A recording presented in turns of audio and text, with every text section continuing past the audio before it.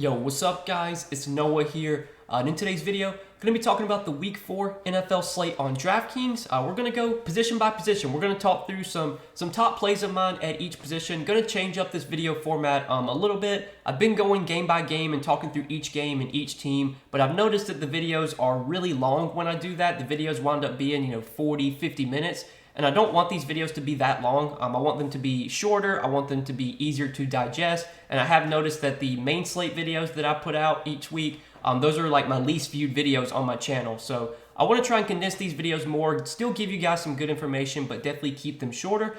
So what we're going to do is we're going to go position by position, quarterback through tight end. Not going to really talk about defense just because defense is it's a tough position to break down. It's kind of like just play whatever defense fits. I don't really have a ton of analysis to give when it comes to defense. But we'll go quarterback through tight end. We'll talk about some top plays of mine. Some guys, like in cash games, I think you should be playing. We'll talk about some tournament plays. Maybe if there's any stacks that I like, we will discuss those as well.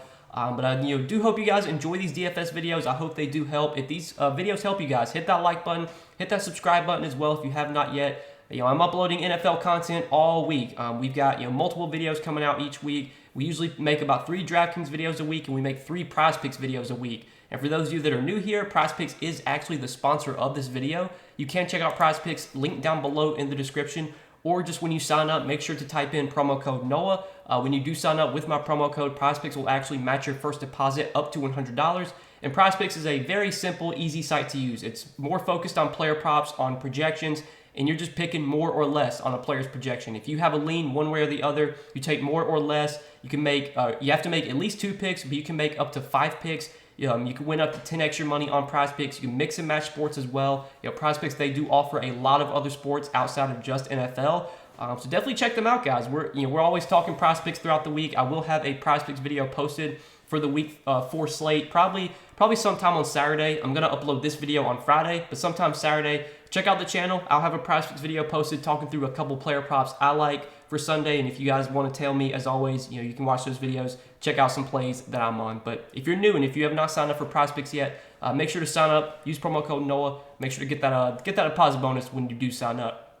But let's talk through quarterback this week. And I think for me at least, when I'm looking at my main lineup, my lineup that I play in single entry contests, I think for a quarterback, I'm probably going to try and pay up here if possible. I think Josh Allen and Lamar Jackson look like the 2 best quarterback plays on this slate, just, in terms of upside, in terms of high floor as well. I've been paying up a lot more at quarterback this season. I haven't been going cheap at quarterback as much, at least in my main lineup. I think Week 1, I played Kyler Murray in my main lineup. Week 2, I played Lamar. And then last week, I played Josh Allen. So I've really been trying to pay up at quarterback. Buffalo and Baltimore, I think, is going to set up as one of the better game environments of the week. Right now, this game does have the highest total on the slate, 51 total. The total has come down a little bit. It opened at 54.5. I think there is going to be some wind and maybe some rain in Baltimore on Sunday, but I don't think the weather's going to be too bad to where we have to fade this game. I think people honestly overreact to weather a lot, and a lot of times you'll see when the total starts dropping a lot, that's when I usually get worried about weather. If the total doesn't drop too much, if it only drops a few points, then I don't think weather's going to be too big of an impact. So I would, unless we get different news heading into Sunday, I would play this game as normal. I don't think weather's going to make much of an impact here. I think this should be a fairly high-scoring game. We know Josh Allen offers a massive ceiling. We know he offers a very high floor as well. I mean, the dude's put up 30 Draftkings points, at least 30 Draftkings points in every single game this season. This Buffalo team, they want to throw the ball as much as possible. Josh Allen threw the ball 63 times last week. I mean, that's just crazy. 63 pass attempts last week. He's just going to get so much volume. He's a good rushing quarterback. He's just, he's one of the best fantasy quarterbacks. I don't need to tell you that. I think Josh Allen's my favorite quarterback this week. I think Lamar is right behind him, though. A little bit of a tougher matchup for Lamar. This Buffalo defense is really good, but man, Lamar just offers so much upside. He's been running a lot more lately, which is good to see. Back-to-back games with over 100 rushing yards. He can legit get you the 100-yard bonus through the ground and the 300-yard bonus through the air. We saw him do that in Week 2. He threw for 318 yards, ran for over 100 yards, had almost 50 Draftkings points. Lamar's just been playing so well this year. It's a fairly good game environment. This should be a high-scoring game. I think in tournaments, Lamar will probably come in lower owned than Josh Allen. I think Josh Allen projects slightly better. So for cash games, I do side with Josh Allen. But yeah, I think Josh Allen and Lamar look like the 2 best quarterback plays this week, just factoring in raw projection. I think Jalen Hurts is kind of a close third. I don't mind Jalen Hurts this week. Hurts has been amazing this season. He's shown a ton of upside. He's had a really high floor as well. Little bit worried about Jacksonville. Can Jacksonville be able to put up points and make this game a shootout? That's my minor concern here with Hurts. I could definitely see Philly just kind of running away with this game and Hurts not have to really air it out a ton. But if Jacksonville can put up points and that game winds up being a shootout, I mean, we've seen the kind of upside that Jalen Hurts has. But I do prefer Lamar and Josh Allen as pay-up options. Like in the mid-range, I mean, there's not a ton I love in the mid-range this week. Justin Herbert is in a good spot against Houston, and I think he'll come in fairly low on this week. His price tag is definitely dropped. He's not had some great games this season. I mean, in terms of his fantasy, we haven't seen like a big ceiling game from Herbert, but we know that upside's always there. He got a full practice in, so that that rib injury that he had seems to not be bothering him right now. Herbert's a fine tournament play in the mid-range. And like value at quarterback, value is really tough this week. There's really not a ton of pay down options that I'm loving. I think the most popular value quarterback is going to be Marcus Mariota. He's only $5,600, which is pretty cheap for Mariota, especially for a quarterback that offers rushing upside. And it's hard to find quarterbacks this cheap that can run for 50, 60, 70 yards. We saw Mariota run for over 70 yards in week 1.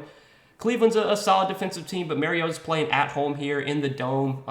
Pretty good game environment, I think. I don't know what the total is in this game. I think it's actually kind of high. Yeah, this game has a 47.5 total, which is actually tied for second highest on the slate. So it's actually a pretty good spot for Mariota. And at this price tag of $5,600, he does project pretty well at this salary. I'm hearing some talks about Geno Smith too against Detroit. It's a really good matchup, but I don't want to play Geno Smith. He'll probably be in my player pool for MME. In NFL, I do play 150 lineups. It's the only sport that I max enter for.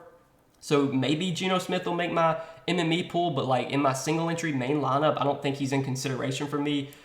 If I were to pay down for anyone in single entry in my main lineup, it probably would be Mariota just because he projects really well at that salary. But I'm really going to try and pay up here. I think Allen and Lamar look like the two best quarterback plays this week, and I think number one quarterback for me is probably Josh Allen.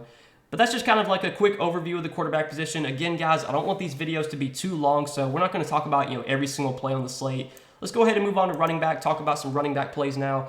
So for running back, if you're paying up, I mean, can't go wrong with any of these guys at the top. Jonathan Taylor, Christian McCaffrey, Derrick Henry. I think Derrick Henry will probably be the lowest owned of all these pay-up options. He's a guy that really never gets a ton of ownership. Plus, on the road here against Indianapolis, against the Colts, I don't think Henry's going to project super well. It is worth noting that Henry finally got some good usage in the passing game last week, got 6 targets. If that's something that continues on a weekly basis, Henry is going to be a much better fantasy play than he is. But his minimal involvement in the passing game, it always makes him not really stand out compared to some of these other guys, especially a Christian McCaffrey. Obviously CMC is a guy that can catch 7, 8, 9 balls. He just gets so much usage in the passing game, and he gets good usage on the ground. He's a workhorse running back. Obviously McCaffrey offers one of the highest floors. He's someone you could definitely pay up for. I think Saquon Barkley is probably my favorite pay up option overall, just kind of talking about 8K and above. Barkley has just had such a massive role so far this year for the Giants. He's been an every down running back. He really doesn't have any competition behind him for touches. There's no one behind Barkley you're afraid of taking touches away from him. So Barkley's going to be on the field for 80+% of the snaps. He's going to get all the goal line work. If by some chance the Giants get behind and they're trailing, Barkley is still going to be involved a ton. He's going to get a ton of pass game usage, which is something that maybe a guy like Jonathan Taylor might not get, maybe a guy like Derrick Henry might not get. We know Barkley's getting 5, 6, 7 targets a week. We know he's getting 14, 15 carries. 8K, I think this price tag honestly could still be a little bit higher. I think Barkley at this point, now that he's fully healthy, is one of the top fantasy running backs. He probably should be priced up there with guys like Christian McCaffrey and Jonathan Taylor. He's still coming in a little bit cheaper than them. So at that 8K price tag, I think Saquon Barkley looks really solid this week. Probably my favorite pay-up option. And then in the 7K range, do want to talk about Austin Eckler. Really have a lot of interest in Austin Eckler this week. And as you can see, I did make him the thumbnail of this video. So Austin Eckler, obviously coming off a pretty down game last week. He didn't get any opportunity on the ground. All of his points just came kind of through the air. It was a weird game where the Chargers got behind. They were down by 4 touchdowns against Jacksonville, which is obviously something nobody expected. Well, now they get to face Houston, who is by far one of the worst teams in the league. And last season against the run, I know the Texans were one of the worst teams against the run last season. I think they allowed the most fantasy points to opposing running backs last year, or close to that. And we know Eckler's going to have a good role. He's going to get 12 to 15 carries. He's going to get great usage in the passing game. No Keenan Allen this week for the Chargers, so you might see Eckler even more involved in the passing game. 7,700, like he's kind of priced where he should be, but I think that will keep his ownership in check. Right now, looking at ownership projections, Austin Eckler is projected for 12% ownership. That could obviously change from now until Sunday, but I think if Eckler's going to be like 10 to 12% owned, I think he makes for a really good tournament play. I love this matchup against Houston. I love the upside that Eckler offers in this spot. I think we could see him a little bit more involved in the passing game with Keenan Allen out. And now that Justin Herbert's fully healthy, we should definitely see this Chargers offense be able to move the ball down the field, be able to put up points, something they weren't able to do last week, but they should be able to easily do it against this Houston defense that is very poor. So really, really like Austin Eckler. Obviously, you could honestly consider him like a pay-up option, but him and Barkley are the two guys I really like at the top if I'm spending at running back.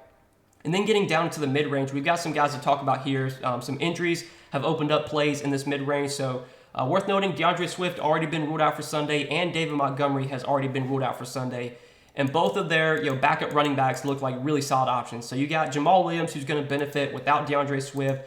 I would expect Jamal Williams to have a pretty big workload for the Lions. He doesn't really have a ton of competition for touches behind him. I'm assuming Craig Reynolds will kind of be the backup running back to Jamal Williams, but we shouldn't really be worried about Craig Reynolds taking away touches from Williams. So he's going to get probably 20-plus touches like he did last week. He's been their clear goal line back. Anytime they've been in goal line situations, Williams has been the guy punching it in. And I think Jamal Williams will get some pass game usage too. I mean, dating back to when he was with the Packers, he was involved a lot in the passing game when he was on Green Bay. It's obviously a different offense now and he's on a different team, but I think he will get some opportunity in the passing game as well. And 6,100 is just too cheap for Jamal Williams for the role that he should have on Sunday. It's a pretty good matchup too against Seattle. This is definitely one of the better game environments of the week. This Seattle-Detroit game does have the second highest total on the slate, 47.5 right now. The Detroit's favored by 3.5, so this should be a relatively high-scoring and close game, and Jamal Williams is going to have a big workload. 6,100 is just too cheap for him. I think in cash games, you probably should be playing Jamal Williams. In tournaments, he's going to be really popular. Right now, he's projected to be the highest-owned player on the slate, but I'm still going to have him in my tournament player pool. It's just, he's a really good play. He projects really well for the salary, and he's a guy that's kind of, hard to avoid this week. And then another guy that's going to be hard to avoid, now that Dave Montgomery is out, you got Khalil Herbert at 5,700, and obviously, DraftKings priced him up a little bit, but they didn't price him up enough now that Montgomery is officially out. We saw what Herbert did last week with Montgomery out, after he got injured. I know it was a much better matchup, but 20 carries for 157 yards, did have 2 rushing touchdowns, didn't get a ton of usage in the passing game, and I guess that is one concern for Khalil Herbert. I don't see him getting like 5, 6, 7 targets. But this Bears offense, they just want to run the ball as much as possible. I'm pretty sure they've been like one of the most run-heavy teams in the league so far this season. They haven't really been throwing the ball at all. They're going to let Khalil Herbert run the ball 18, 20 times most likely. He's going to probably get 20-plus touches. The Giants, I think, are a team that you can run on. So far this season, I think the Giants have been, not the best against the run. So I do like this spot for Khalil Herbert. I think the price tag is too low for the volume he's going to get with David Montgomery out. And with this Bears team so inclined to run the ball, it obviously sets up really well for Herbert. So he looks like a really good play. Him and Jamal Williams, I think, are both going to be pretty popular. But like in cash games, honestly, in cash games, you should be starting your lineup with these two guys. If you're not playing these two running backs in cash games, I think you are making a mistake. I think both these guys project really well for their salaries, and they're two of the better plays overall at the position, just in terms of points per dollar. But there's some other running backs in tournaments that I kind of like that definitely won't get as much ownership. Like Dameon Pierce had a big week last week, got some good volume, 22 touches. The Chargers last year, I know, were a team that was very easy to run on. So far this season, I think they've been kind of just like medium or middle of the pack in terms of run defense. But if Pierce is going to continue to see like 20-plus touches playing at home here, I don't mind him at 5,600. He'll definitely be a lot lower owned than a guy like obviously Herbert will. Josh Jacobs as well. Like Josh Jacobs always projects really well for his salary, and it seems like he never does anything, but he's getting the opportunity. Last week he got 18 touches, he got 13 carries and 5 targets. He's been kind of the clear workhorse running back for the Raiders. It's just that the Raiders have kind of been, they've been disappointing this season. They're 0-3. Their offense hasn't looked the best. They haven't been able to move the ball down the field, very well. But I do think if the Raiders ever get in like goal line situations, Jacobs is going to be the guy punching it in. If the Raiders get behind, I think Jacobs will still be out there catching passes. So at 5,500, he's probably projected for, anywhere from close to 15 to 18 touches, and that's definitely too cheap for a guy at this salary. again, he won't be as popular as someone like Khalil Herbert will be. So in tournaments, it does make some sense to maybe pivot off of Herbert to a guy like Jacobs. You're sacrificing some projection there, but Jacobs has a good role as well. It could get similar amount of volume as Herbert does, and obviously the ownership won't be as high. But again, like in cash games, you just want to play the best projected plays, and in cash games, I think those are Jamal Williams and Khalil Herbert. But those are kind of some running back plays I'm looking at this week. Obviously, there's a lot of other guys that I could have talked about, but again, guys, trying to keep this video somewhat short. So let's go ahead and move on to the wide receiver position. Now, wide receiver, when you're looking at pay-up options here, I don't think you're going to see a ton of ownership go to any of these expensive wide receivers. Like, I don't think Stephon Diggs is projecting for a ton of ownership right now, and obviously Diggs is someone that offers massive upside. Right now, Stephon Diggs, his projected ownership is 16%, which is not super, super high. Devontae Adams, his projected ownership is just 4%. So this is probably where you can go to in tournaments. If you're looking to make some stacks, like if you want to stack Josh Allen with Stephon Diggs, that's something you could obviously do in tournaments. If you want to maybe stack Devontae Adams with Derek Carr, like I don't hate that, especially because Adams is going to be so low owned. But definitely, Diggs and Josh Allen, I think are a really good, quarterback wide receiver stack you could do. It's not going to be super, super chalky. Like it's not going to be a super popular stack. And we know this Buffalo-Baltimore game does have the makings of being a shootout. It's got a really high total, the highest on the slate right now. Baltimore secondary has definitely been beatable this season, and we've seen Diggs just have a massive year so far. I mean, he's been getting a ton of volume. Even with Gabe Davis back last week, Stephon Diggs still got 11 targets. He's just going to get a ton of opportunity. He's 8,400 now, which I think is an appropriate price tag. Last week, I thought Diggs was way too cheap at 7,700. 8,400 feels about right, but I still think Diggs is in play. He's probably in terms of projection, I think he's the best projected play at wide receiver if you can fit him. But Devontae Adams, I do like in tournaments too, especially because his ownership is going to be really, really low, and we know Adams is going to get a ton of volume. But we do have some big injuries to talk about at wide receiver. Amon-Ra St. Brown's going to be out for the Lions this week, so we'll talk about who kind of benefits there. We got some question marks right now with like Hollywood Brown popped up on the injury report, so this will be something to monitor. This Arizona wide receiver core is really banged up. Hollywood Brown's questionable now. We don't know if Rondale Moore is going to play this week. He is questionable, so we'll have to keep an eye on that situation. I would expect Hollywood to play, but it is worth noting that he did pop up on the injury report Friday. In tournaments, I think a guy like Mike Williams at 7K is very interesting. His ownership is not going to be, he's not projected for any ownership right now, 0.5%. Now, with Keenan Allen ruled out an hour or two ago, maybe the projections haven't updated, but I think Mike Williams is going to be pretty low owned this week, even with Keenan Allen out. The 7K price tag is just really high. He doesn't really project well at this salary. This is a guy that in tournaments, man, you could definitely go to. I mean, you could stack up Justin Herbert with Mike Williams, and then on the Houston side, play a guy like Dameon Pierce, or maybe play a guy like Brandon Cooks, who we'll talk about in a second. There are definitely ways you can stack up this Chargers-Texans game, and if Houston can put up points, I think this game could sneakily be a shootout. So in tournaments, I do like Mike Williams quite a bit as a low-owned option. I'll for sure have some stacks with Justin Herbert, in some tournament lineups, stacks with Williams and Herbert. But then in the mid-range at wide receiver, there's not a ton of plays that really stand out here in terms of just cash game options. I think if you are looking for cash game plays in this mid-range, you're going to be looking to guys like Tyler Lockett, Brandon Cooks. Tyler Lockett's just been getting so much volume in the Seattle offense. He's kind of been the #1 target of Geno Smith. And he's only 5,900, which is definitely too cheap, especially for a matchup against the Lions. I mean, the Lions defense we know is just, it's one of the worst in the league. It was one of the worst in the league last season, and I don't think really anything's going to change this year. Back-to-back weeks with 11 targets. I do worry a little bit about the quarterback play. I think Geno Smith is pretty live to just shit his pants any week and definitely put up a dud. But if Geno Smith continues to play as well as he has, if he continues to target Tyler Lockett like this, Lockett at 5,900 is definitely too cheap, especially for a good matchup against Detroit. So he projects really well. He's definitely someone in consideration for cash games this week. Deontay Johnson's another guy that I think is in consideration for cash games. He's just getting so much volume, and he's only 6K, which is definitely too cheap for a guy getting double-digit targets a game. We still haven't seen Deontay Johnson find the end zone yet, and he's been able to put up, 12, 13, 16 DraftKings points without even scoring a touchdown. On a week where Deontay Johnson finally gets into the end zone, he's going to put up, 25, 26 DraftKings points. So the ceiling is definitely there if he can find the end zone. The floor is really, really high on Deontay Johnson. So I think he's a very, high floor, safe cash game play. Definitely projects well at that 6K salary. Brandon Cooks is another guy that just gets a ton of volume. I was pretty high on Brandon Cooks last week. I played him in my main lineup, and obviously it didn't go well. I mean, he only had 2 catches for 22 yards. But he continues to get good volume. I mean, 12 targets week 1, 10 targets week 2, 7 targets last week. This game against the Chargers, like I said earlier, if Houston can put up points here, I think this game does have some sneaky chance of being a shootout. And we know Cooks, when Davis Mills throws the ball, he's going to be looking for Brandon Cooks. I mean, Brandon Cooks has always been the number one target for this Houston offense. And although Cooks has yet to have like a good game this year, the volume is so good for Brandon Cooks that I think a good game is coming at some point. There's going to be a game where he gets like 12 targets and puts up like 6 catches for 100 yards and a touchdown. It could be this week. I think the volume alone at 5,800 makes Cooks look like a pretty solid play in the mid-range. He's definitely someone that I'm interested in at wide receiver.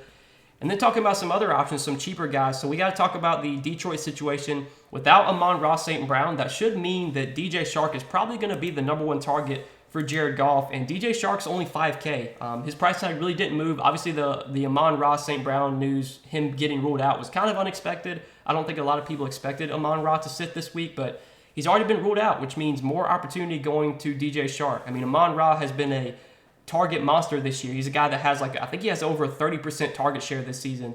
Without Amon-Ra, those targets have to go somewhere, and I think DJ Chark's going to benefit. I think TJ Hawkinson's going to benefit. We'll talk about him in a second.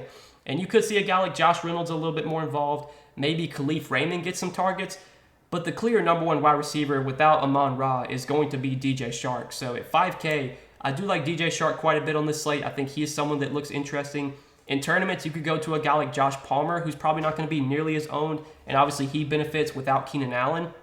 And a guy like Greg Dortch. I mean, Greg Dortch has been so solid this year for the Cardinals, continues to get really good volume, and he's the only healthy receiver for the Cardinals right now. Marquise Brown's probably going to play, but he's questionable. Rondale Moore might play, but he's questionable. Zach Ertz has been dealing with injuries all season. Greg Dortch is their one healthy pass catcher, and he's been good this season. He's been getting good volume. He's been very consistent, 13, 15, 17 Draftkings points their first 3 games. I know he's been like an every down wide receiver, been playing on over 80, 90% of the snaps. The 5K price tag, I think he's priced where he should be, but I do like Greg Dortch quite a bit this week. I think he's a very strong play as well if you're looking for a cheaper option at wide receiver. And then there is one more play that I want to mention as a pay down option. There's some other guys you could go to as value wide receivers, but the one guy that really sticks out down here, talking about the Giants, we haven't really mentioned them yet, but the Giants are another team dealing with injuries right now to their wide receiver core. Sterling Shepard obviously got injured in that Monday night game, and he's going to be out for a while. Kadarius Toney's already been ruled out, and Wan'Dale Robinson's out again as well. So that leaves Richie James, Kenny Golladay, and David Sills as the top 3 wide receivers for the Giants. We know Kenny Golladay is kind of in the doghouse. I mean, he's not really getting a ton of playing time. He didn't really get involved last week on Monday night, just had 3 targets. David Sills hasn't really so much. He's been playing a lot, but he just hasn't done anything. Richie James is the one wide receiver for the Giants that has actually been able to put up solid numbers, and he's only $4,000 on DraftKings. He's a very, very good cash game play. I think if you're playing cash games, he's probably one of the first guys you should be stapling into your lineups, along with Khalil Herbert and Jamal Williams. In tournaments, he's probably going to be pretty popular, and I think this is a guy in tournaments that definitely is worth fading. I feel like Richie James is very unlikely to go out there and put up like 25 DraftKings points and be a guy that you have to have. So I'm fine fading him in tournaments, but in cash games, he's a very good value play. He projects really well at this salary. Daniel Jones is going to have to throw the ball to somebody, and I think Richie James is going to be the guy that he kind of pencils in on. He's going to be the number one target, I would think, him and Saquon. So, yeah, if you're looking for value at wide receiver, right now the best value play, just in terms of projection, is for sure Richie James. At only 4K, he's too cheap for the role that he should have this week as the number one wide receiver for the Giants. But that's kind of it for wide receiver. Talked about some options that I'm really interested in. Let's go ahead and move on to the tight end position now and kind of cover tight end real quick. Looking at tight end at the top, you got Mark Andrews, who I think is definitely the number one tight end play on this slate if you can fit him. He's $7,100. He's really expensive, but Mark Andrews has just been amazing this year. He's been getting a ton of volume. Obviously, without Travis Kelce on this main slate, that just makes Andrews the clear number one tight end. And in a good game environment and in what could be a high-scoring game against Buffalo, I know Buffalo has historically been pretty good against tight ends, but Andrews is not your everyday tight end. He's a guy that just gets a ton of volume. He's the number one option for Lamar Jackson. Nothing negative to say about Andrews. If you can fit him, he's definitely the best tight end play on the slate. But some guys that I like for a little bit cheaper, Kyle Pitts. I mean, I'll continue to play Kyle Pitts every week. He just gets a ton of volume. He's getting a ton of opportunity. He's yet to convert that into a big game. But a big game is coming at some point for Kyle Pitts. When you're as good of a tight end as he is, when you're basically the number one, number two option on this Atlanta team, anytime Marcus Mariota throws the ball, he's looking for Kyle Pitts or he's looking for Drake London, one of those two guys. And I know Pitts has not had a good game yet, but the big game is coming at some point. And in what could be a high-scoring game against the Browns, and what this game does have a really high total, I think this week could definitely be the week that Kyle Pitts finally goes for like 100 yards and a touchdown. He's pretty cheap at $5K. If I'm paying down at tight end, he's someone that I'm penciling in on. He's someone I like quite a bit. I think the value tight end that everyone's going to go to is probably T.J. Hockenson. But again, T.J. Hockenson, he's hard to ignore at this salary. Without Amon-Ra, without DeAndre Swift, that takes out a good amount of targets in this Lions offense. And obviously Amon-Ra is the guy that has really dominated the target share so far. Him being out should definitely benefit a guy like T.J. Hockenson. And I know Hockenson hasn't shown a ton of upside this season. Last week, he got into the end zone, scored double-digit DK points for the first time this season. But at 4,100, that's too cheap for the volume that Hockenson should get, and what should be a really good game environment, and what should be a fairly high-scoring game against the Seahawks. I think T.J. Hockenson in cash games is probably the best tight end play. I think he's just the best value overall at the position. But I do like Kyle Pitts quite a bit. I think some other guys are interesting, priced around him, like a Zach Ertz, who's been getting good volume. I'm interested in. David Njoku, coming off a big game last week, saw double-digit targets.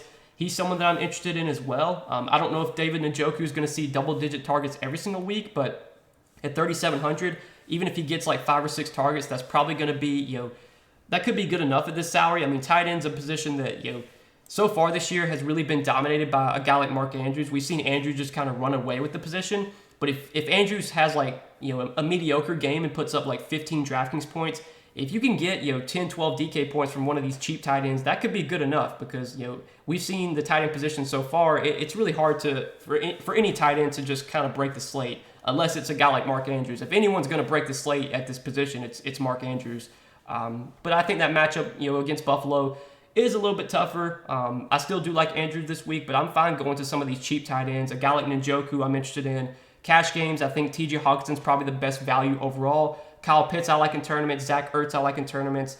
And there's some other tight ends you could go to, but those are kind of the main ones that I'm targeting this week. And that's kind of my breakdown of this week 4 slate, guys. Again, I wanted to try and keep this video a little bit shorter. Hopefully this video was helpful to you guys. Hopefully you enjoyed. If you guys did enjoy this video, hit that like button, hit that subscribe button if you have not yet. And make sure to check out PrizePicks as well if you have not signed up for PrizePicks yet. Use promo code Noah. Get signed up over there. Take a look at all the player props that PrizePicks has available for this NFL slate. You can take a look at the sports they offer, other sports they offer like MLB, NBA, college football. If you're into NBA preseason, NBA preseason is going on right now. PrizePicks has props up for preseason. I normally don't look at preseason that much. I really just kind of focus on NBA once the regular season gets here. And once the regular season does get here, I'll be making a ton of PrizePicks NBA content. I'll have my PrizePicks video posted for this NFL slate. That'll probably go up on Saturday. So make sure to check that out as well if you want to tail some plays that I'm running this week in NFL. But good luck as always, guys. Thanks as always for watching the videos, for supporting the channel. We'll see you guys in the next one. Best of luck this week.